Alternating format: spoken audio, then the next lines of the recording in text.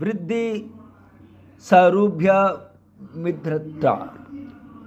ஒருவன் யோக நிலையில் இல்லாதபோது தன்னுடைய மனதின் எண்ண அலைகளுடன் அடையாளம் காணப்படுகிறான். எண்ண அலைகளில் சிக்குகிறவன் கடல் அலைகளில் சிக்கியவனைப் போலவே அலைப்புறுவான், இழுபடுவான். ஆனாலும் அவன் எண்ணங்களோடு தொடர்படுத்தி கொண்டுதான் எதையும் அறிய முற்படுகிறான், தன்னை அறிவது உட்பட. உங்கள் ஆன்மாவுக்கு வெளியே உள்ள எல்லாவற்றுடனும் உங்களை பிணைத்து கொண்டுகிறீர்கள். அந்த பிணைப்பிலிருந்து விடுபட்டு ஆன்மாவுடன் உங்களை பிணைத்து கொள்கிற போது மெய்ப்பொருளை அதன் உண்மையான வடிவத்தை நீங்கள் காண்பீர்கள். ஒரு குடம் பாலில் சில சொட்டுகள் மோரை விட்டால் அது திரண்டு போகிறது. உங்களை ஒருவர் நிந்திக்கிற போது உங்கள் சிந்தையில் ஒரு விருத்தி உண்டாகிறது. அது வியாபகம் பெற நீங்கள் அனுமதித்தால் விளைவு துன்பமாகிவிடும். பிரத்யாக்ஷானு மானகமா பிரமாணானி. பிரத்யாட்சம் நேரடி அறிவு, அனுமானம் ஊகம், பிரமாணம் அத்தாட்சியம். நேரடி அறிவும் ஊகமும் அத்தாட்சியும் நிரூபணங்கள்.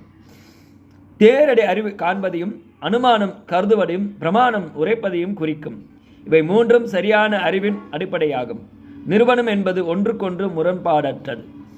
பிரத்யாட்சம் நாம் நேரடியாய் ஒன்றை காண்கிற போது நம்முடைய பார்வையிலிருந்து எதுவும் நழுவிடுவதில்லை. வேறு யாருடைய விளக்கமுமின்றி நமக்கு நாமே அறிந்து கொள்கிறோம். ஓடுகின்ற நதியை, வானத்து நிலவை, இந்த உலகத்தை நீங்கள் காண்கிறீர்கள். புலன்களை ஏமாற்றுவதற்கான குறைகள் எதுவும் இல்லாதிருக்குமானால் தாம் காண்பவை உணர்பவை எல்லாம் நிரூபணம்தான். அனுமானம் ஊகித்திருப்பது நம் கண்ணுக்கு புலனாகாதவற்றை நாம் ஊகித்தருகிறோம். நீருக்குள் மீன்கள் இருப்பதை, உலகத்தில் எண்ணற்ற உயிரினங்கள் வாழ்வதை ஊகித்துக் கொள்கிறோம். ஒரு அடையாளத்தை கொண்டு அந்த அடையாளத்துக்குரிய பொருளை அதிலிருந்து ஊகித்தருகிறோம். பிரமாணம் நாம் பார்த்ததை, ஊகித்ததை இன்னொருவர் நமக்கு சொல்கிறார்.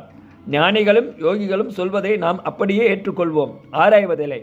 காரணம், ஆராய்கிற வேலையை அவர்களே செய்துவிடுகிறார்கள். அறிந்து தெளிந்ததை, அனுபவத்தில் வருந்ததை அவர்கள் சொல்கிறார்கள். நாம் நம்பிக்கையோடு ஏற்றுக்கொள்கிறோம்.